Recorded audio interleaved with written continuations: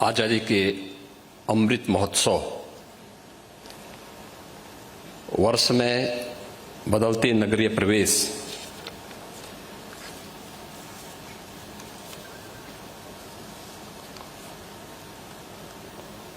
New urban India transforming urban landscape के इस 3 दिवसीय कार्यशाला कार्यक्रम के अवसर पर पूरे देश को अपना मार्गदर्शन देने के लिए प्रदेश की राजधानी लखनऊ में उपस्थित आदरणीय प्रधानमंत्री जी, प्रदेश की माननीय राज्यपाल श्रीमती आनंदीबेन पटेल जी, माननीय रक्षा मंत्री श्री राजनाथ सिंह जी, केंद्रीय आवासन एवं शहरी विकास व पेट्रोलियम मंत्री श्री हरदीप सिंह पुरी जी, माननीय भारी उद्योग मंत्री भारत सरकार डॉक्टर महेंद्र नाथ पांडे जी, भारत सरकार के राज्य मंत्री श्री कौशल किशोर जी, प्रदेश सरकार में मेरे वरिष्ठ सहयोगी उप मुख्यमंत्री श्री केशव प्रसाद मौर्य जी, डॉक्टर दिनेश शर्मा जी, नगर विकास के मंत्री श्री आशुतोष टंडन जी,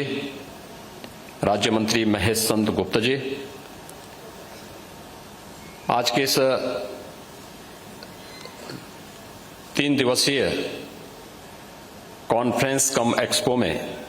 उपस्थित देश के लगभग 1 दर्जन से अधिक नगर विकास के माननीय मंत्रीगण, प्रदेश सरकार के मेरे सभी सहयोगी मंत्रीगण और उपस्थित महानुभाव, मैं प्रदेश की ओर से देश के यशस्वी प्रधानमंत्री आदरणीय नरेंद्र मोदी जी का इस 3 दिवसीय कार्यशाला के शुभारंभ के अवसर पर हृदय से स्वागत करता हूं, अभिनंदन करता हूं।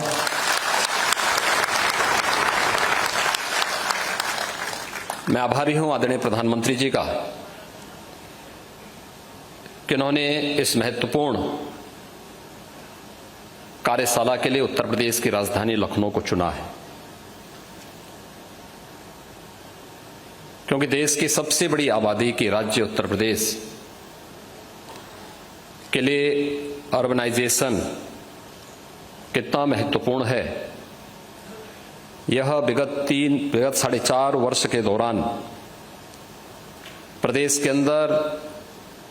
आदरणीय प्रधानमंत्री जी के मार्गदर्शन में,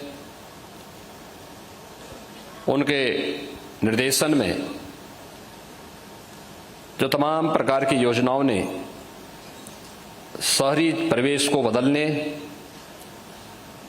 और प्रत्येक नागरिक के जीवन में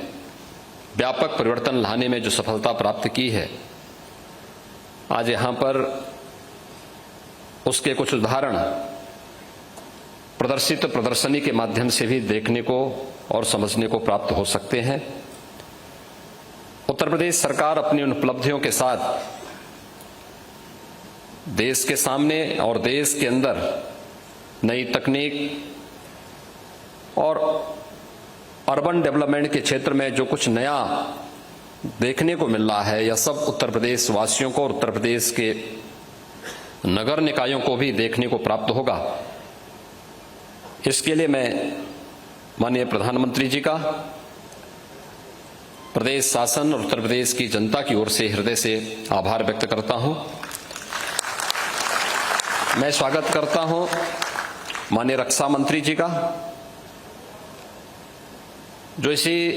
लखनऊ के माननीय सांसद भी हैं।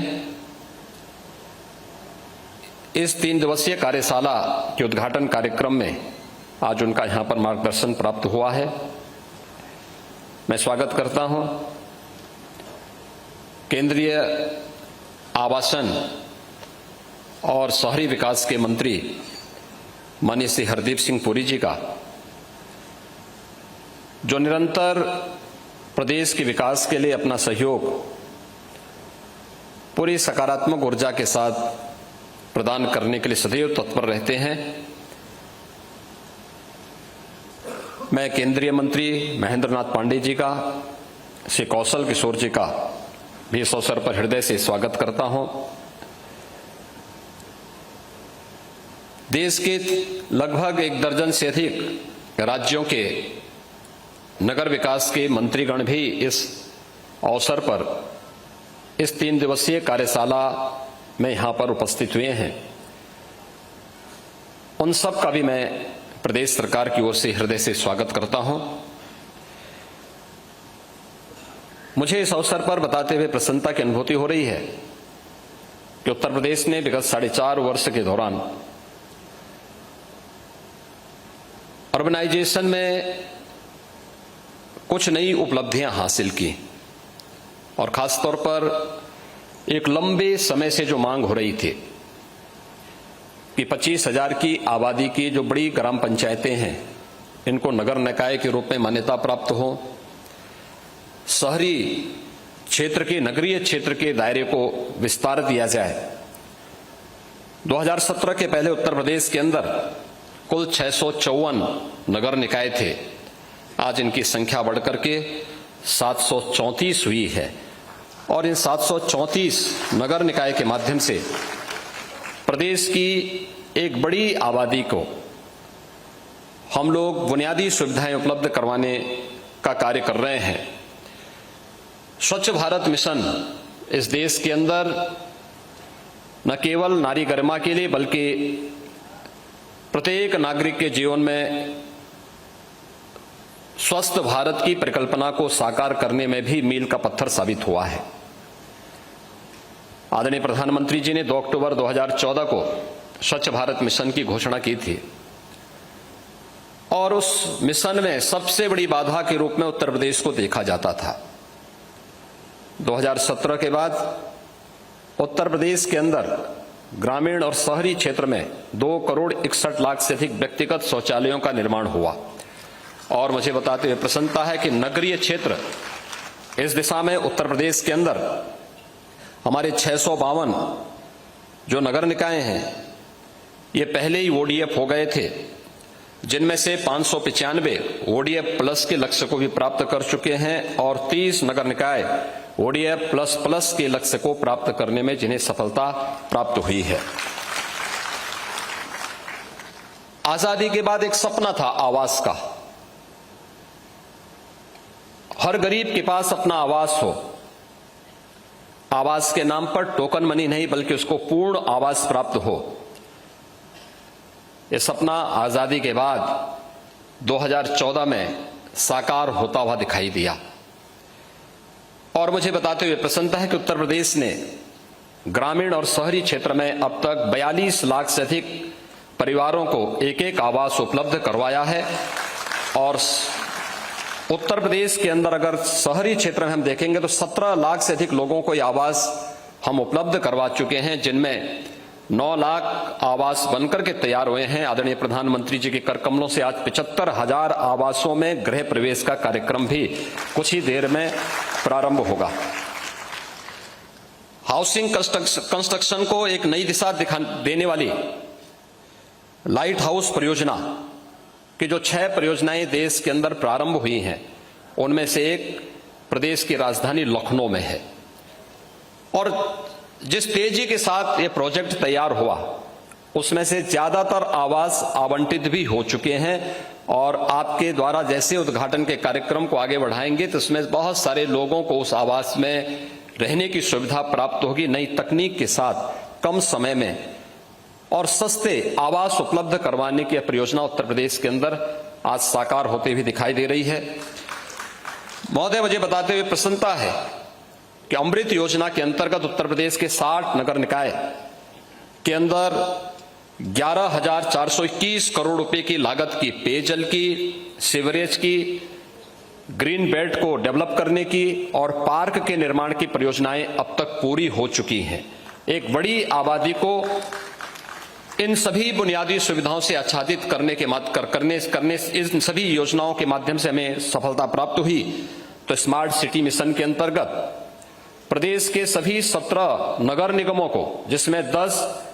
आपके अनुकंपा से उत्तर प्रदेश के शहर स्मार्ट सिटी मिशन के अंतर्गत चयन हुए थे, और 7 जो नगर निगम बचे थे इन्हें उत्तर प्रदेश सरकार ने कन्वर्जेंस के माध्यम से स्मार्ट सिटी की तर्ज पर विकसित करने का निर्णय लिया। और अभी 17 के 17 नगर निगमों में स्मार्ट सिटी मिशन का एक कार्यक्रम उत्तर प्रदेश के अंदर तेजी के साथ कार्य करते हुए दिखाई दे रहे हैं। महोदय, पूरे देश, पूरी दुनिया ने इस सदी की सबसे बड़ी महामारी कोरोना के दौरान आपके नेतृत्व, आपके मार्गदर्शन और आपके सानिध्य को बहुत नजदीक से महसूस किया है। कोरोना प्रबंधन में WHO और दुनिया की उन तमाम संस्थाओं ने आपके नेतृत्व की और आपके मार्गदर्शन की भूरी भूरी प्रशंसा की है। और मुझे बताते हुए प्रसन्नता है जब उत्तर प्रदेश में आज इस कॉन्फ्रेंस के उद्घाटन कार्यक्रम के लिए आपका अमूल्य समय प्राप्त हुआ है।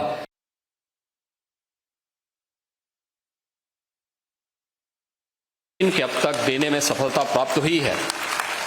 हम लगभग 8 करोड़ लोगों के कोविड टेस्ट भी अब तक संपन्न कर चुके हैं। और मुझे बताते हुए प्रसन्नता है कि आत्मनिर्भर भारत के उस लक्ष्य को प्राप्त करने के लिए PM स्वनिधि योजना, जो स्ट्रीट वेंडर के लिए आजादी के बाद पहली योजना प्रारंभ हुई थी, स्ट्रीट वेंडर के लिए उत्तर प्रदेश के अंदर अब तक 7 लाख से अधिक स्ट्रीट वेंडर को हम लोगों ने बैंकों से लोन उपलब्ध करवाने में सफलता प्राप्त की है।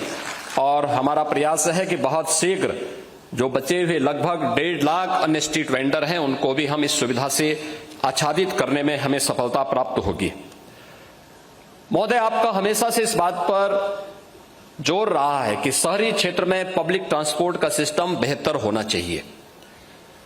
और इसके लिए आज आप पहले से उत्तर प्रदेश के अंदर आपके मार्गदर्शन में 40 इलेक्ट्रिक बसेस पहले से संचालित हैं, और आज आपके कर कमलों से 75 ऐसी बसेस, इलेक्ट्रिक बसेस का संचालन आपके कर कमलों से प्रारंभ होने जा रहा है। और आने वाले समय में उत्तर प्रदेश के 14 नगर निकायों में 700 बसेस के संचालन की कार्रवाई भी हम लोगों की प्रक्रिया के अधीन है। उसको हम बहुत शीघ्र प्रदेश के अंदर, आज से जो प्रक्रिया आपके कर कमलों से प्रारंभ होगा उसको बहुत शीघ्र यहां पर लागू करेंगे। साथ ही साथ मेट्रो के लिए, जो पब्लिक ट्रांसपोर्ट का एक बेहतरीन माध्यम है, 2017 के पहले उत्तर प्रदेश का एक भी नगर निकाय मेट्रो से नहीं जुड़ा हुआ था। आज उत्तर प्रदेश के 4 नगर निगम लखनऊ, गाजियाबाद, नोएडा और ग्रेटर नोएडा में मेट्रो का सफलतापूर्वक संचालन हो रहा है। कानपुर में नवंबर के अंत तक मेट्रो का संचालन हो जाएगा। आगरा में मेट्रो का कार्य युद्ध स्तर पर चल रहा है। और साथ ही साथ अगर हम देखें तो रीजनल रैपिड ट्रांजिट सिस्टम यानी रैपिड रेल दिल्ली, गाजियाबाद, मेरठ, इस पर युद्ध स्तर पर कार्य चल रहा है। प्रदेश के अंदर छोटे नगर निकायों के बारे में भी उन्हें बुनियादी सुविधाओं से आच्छादित किया जा सके,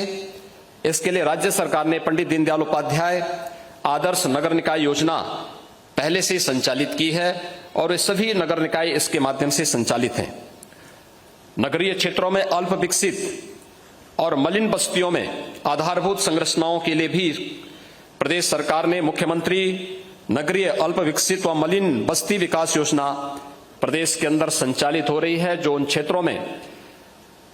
बुनियादी सुविधाओं को उपलब्ध कराने के लिए अपना कार्य कर रही है। महोदय, आपके मार्गदर्शन में प्रयागराज कुंभ को देश ने और दुनिया ने देखा है। कुंभ स्वच्छता का,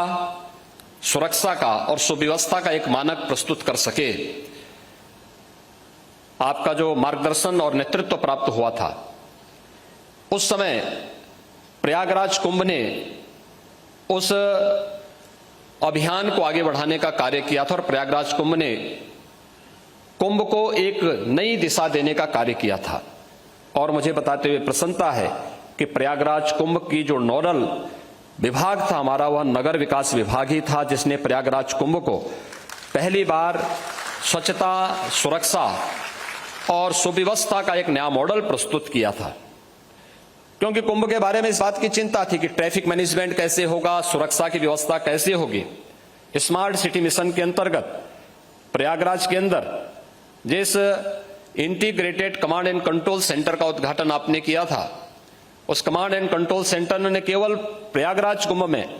ट्रैफिक की व्यवस्था के व्यवस्थित संचालन में अपना योगदान दिया था, बल्कि प्रयागराज कुंभ में आने वाले 24 करोड़ श्रद्धालुओं को सुरक्षा उपलब्ध करवाने में भी वहां की व्यवस्था ने बहुत बड़ा योगदान दिया था। और वह कार्यक्रम इस अवसर पर प्रारंभ हुआ। हम आभारी हैं आपके कि आपने 1 अक्टूबर को स्वच्छ भारत मिशन शहरी के द्वितीय चरण के कार्यक्रम का और अमृत के द्वितीय चरण के कार्यक्रम का शुभारंभ किया है। आपने लक्ष्य रखा है कि नगरीय क्षेत्र को पूरी तरह कचरे से मुक्त रखा जाए। शहरों को प्राप्त होने वाला जो जल है उसको सुरक्षित रखने की जो आपका संकल्प है। सीवरेज का गंदा पानी किसी भी नदी में न गिरे, आपका जो संकल्प है, इस संकल्प के साथ प्रदेश सरकार पूरी प्रतिबद्धता के साथ उसे एक मंत्र मान करके आगे बढ़ाने का कार्य करेगी। हमें पूरा विश्वास है कि 3 दिवसीय कार्यशाला आपके मार्गदर्शन में सफलता की नई ऊंचाइयों को प्राप्त होने के साथ साथ एक दूसरे राज्य में जहां कहीं भी कुछ अच्छा हो रहा है उसको हम अंगीकार करने में सफल होंगे। मैं एक बार फिर से इस पूरे कॉन्फ्रेंस के लिए की सफलता के प्रति अपनी शुभकामनाएं देता हूं। आदरणीय प्रधानमंत्री जी का, माननीय राज्यपाल महोदय का, माननीय केंद्रीय मंत्रियों का, अन्य सभी आगत अतिथियों का हृदय से स्वागत अभिनंदन करता हूं। धन्यवाद। जय हिंद।